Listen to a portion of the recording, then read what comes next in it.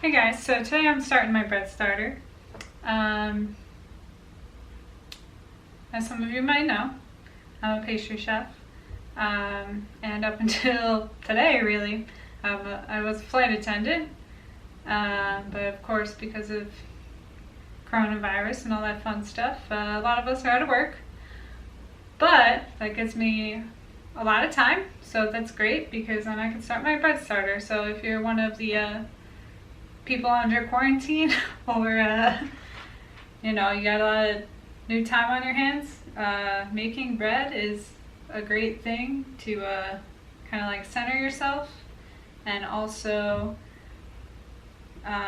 you save money on bread because you're going to be making your own bread and it's going to taste way better than what you're going to get in the grocery store. So the first step in making a sourdough bread starter, it only takes 3 ingredients. You have your water, your flour, and your yeast. So I'm saying yeast because yeast comes from the air. Alright, wild yeast is always swirling around us all the time. I'm also going to add, just in this step and never again when I feed it, a little bit of maple syrup. You could also use honey. This is just going to add a little bit more sugar so the yeast have something more to eat and get started. And by little I mean I'm going to like literally just put my finger in it and put it on a bowl. Some people will use grapes that they use for making wine because the grapes have the yeast on the outside of the skin, and then they just gently squish it and leave it in their flour and their water mixture. Alright, so today I'm using all-purpose flour.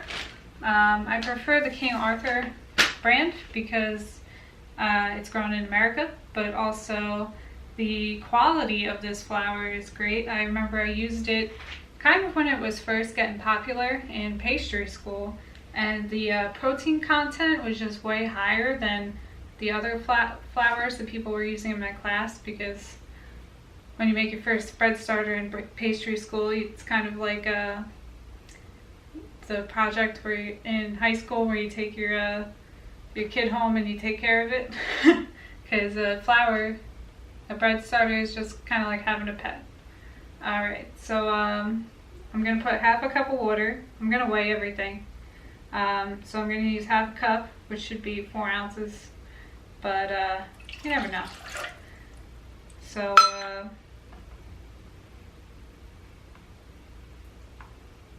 yep, so I got 4.1 ounces. Okay. Alright, and I'm going to use my all-purpose flour.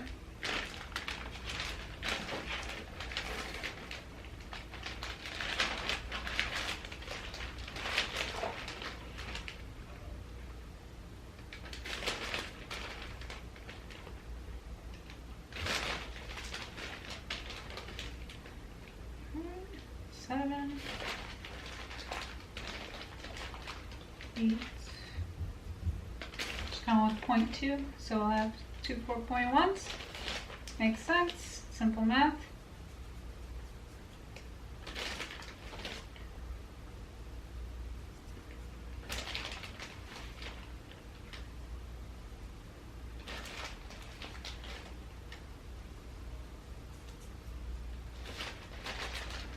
And one of the reasons why I'm keeping it so small is because tomorrow when I go to feed it again, I'm just going to add to it.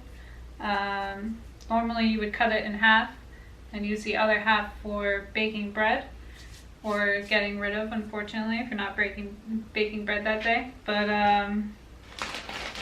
I don't want to waste any of it, so I'm just doing small amounts. I'm going to build it up to the top, and then what I'm going to do is when I first cut it in half, I'm going to freeze the other half, because what happened to me last time is I became a flight attendant, and you know, the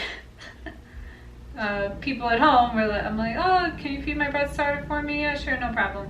So of course it died, and I don't want that to happen again. So if it does die again, I'll have some in the freezer and I'll be able to pull it out and restart it from that. Alright, so I'm just going to take a little bit of this maple syrup.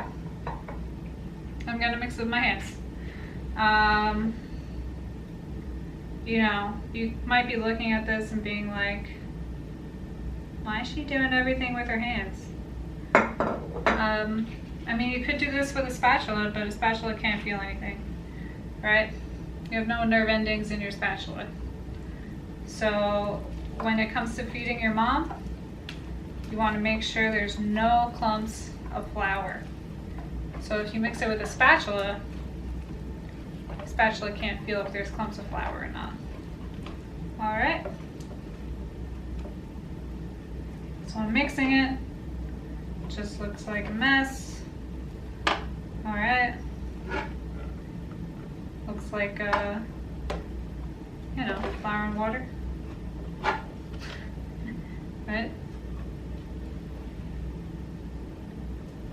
And that's it. There's no more clumps. Trying to make sure the sides are clean. I'm going to put the lid on.